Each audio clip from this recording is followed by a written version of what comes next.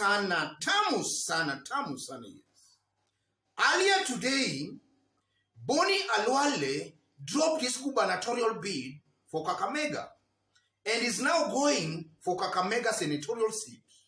And that only means that it's now Cleophas Malala who most likely will fly Kenya Kwanza's ticket for Kakamega gubernatorial seat. And from the look of things, that's a very clever move by Bonny Khalwale. A move that actually might just bring Bonny Khalwale back to the Senate as Cleophas Malala goes into political oblivion in the next 4 months. So before we dig deep into that analysis, in case you've bumped here for the very first time, kindly subscribe, give this video a like. Yes. Why am I saying that's a clever move by Khalwale and a move that will actually throw Cleophas Malala into political oblivion? Look at it this way.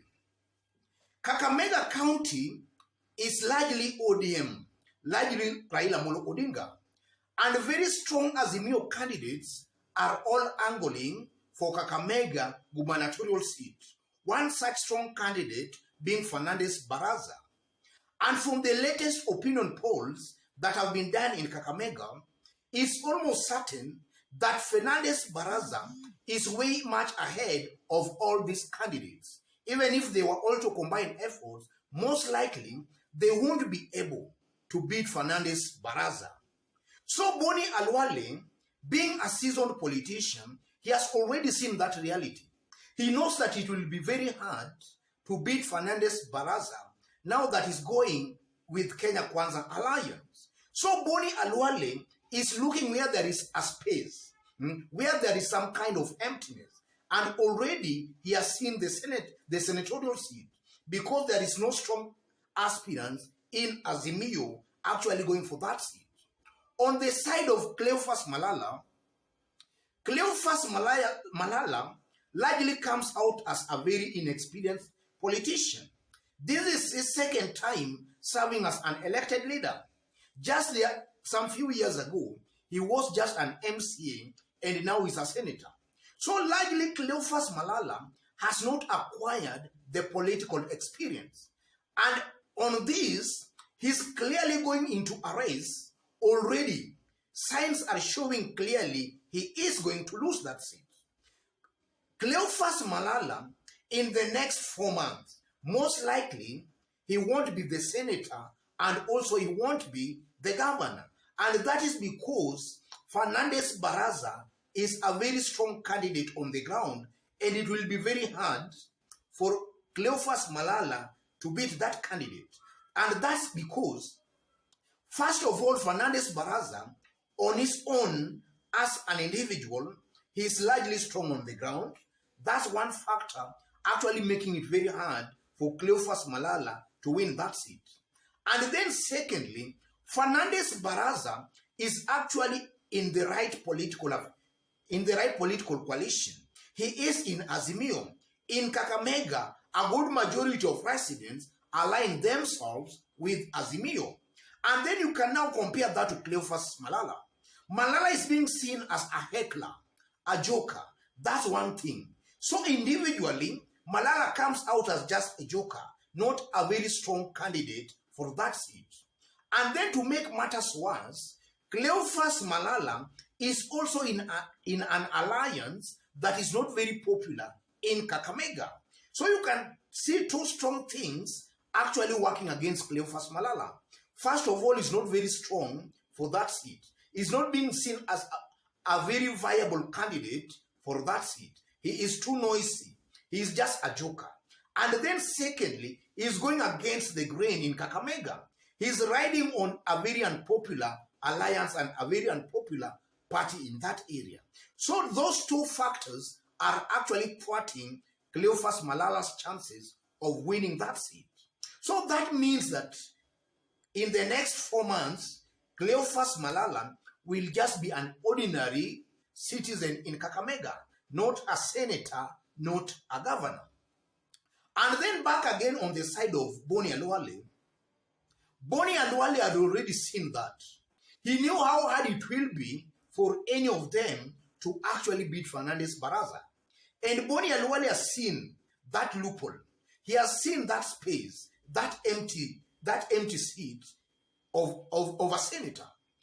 And that's because now a majority of Azimio candidates are all angling for Kakamega gubernatorial seat. So there is some kind of vacancy in the Senate. And that's why Bonny Khalwale is going for that seat. And from where I see it, unless maybe things change, Bonny Khalwale might just end up actually winning that seat. But before winning that seat, Bonny Khalwale should be praying very, very hard. He should actually pray very hard for some candidates in Azimio, or rather for some aspirants in Azimio, not maybe to change shift and to go for that seat. But if actually all these Azimio candidates still sticks to their guns and they all go for gubernatorial seat, then most likely Bonny Khalwale will find it very easy winning that seat because he won't be having a very strong opponent, or rather very strong opponents for that seat. So that will just maybe give Bonny Khalwale that seat on a silver platter. And likely on the side of William Ruto and his team, it also actually backfires on William Ruto and his Kenya Kwanza alliance. And that is so because William Ruto has been saying, or rather been branding the other side of Azimio, that wale ni watu wa kukaa kwa mahoteli wakipanga vyeo. That is something William Ruto has actually been saying. And if you look at the events of today, it's almost certain that William Ruto walikaa mahali with Bonny Khalwale, Cleophas Malala, and Musalia Mudavadi, and actually they shared these two top positions in Kakamega County. William Ruto and Mudavadi, they must have agreed among themselves that Bonny Khalwale should go for the Senate, Cleophas Malala to go for the governor. So it means they shared those positions amongst themselves. Where was Mama Mboga in all this?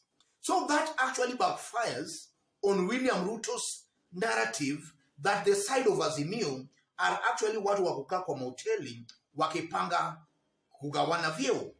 And William Ruto has been really talking of hatupangwingwi.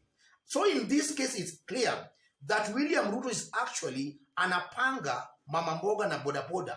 Anapanga watu wa chini pale.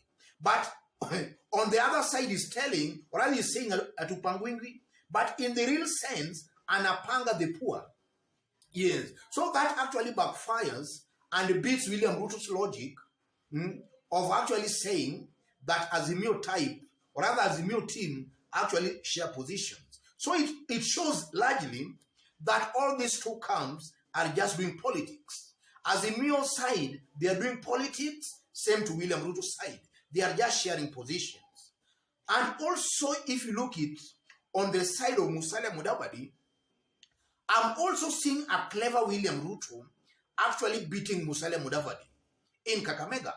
In that in the next 4 months, William Ruto's order might actually have an elected leader as Kakamega senator.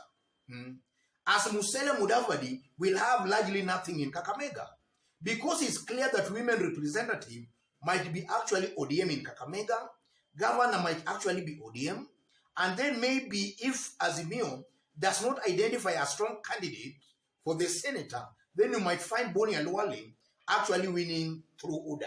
So it will simply mean that ANC of Musalia Mudavadi shall have been locked out of Kakamega top positions. And that's, in my considered opinion, again a clever move by William Ruto to actually lock Musalia Mudavadi out of Kakamega top positions. And Musalia Mudavadi is actually still sleeping, not seeing all that.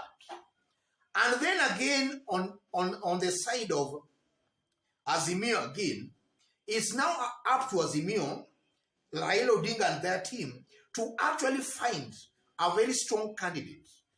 Let them find a very strong candidate. If it's a matter of negotiated democracy, then these aspirants angling to be governor, let one among them who is very strong go for that seat of the senator.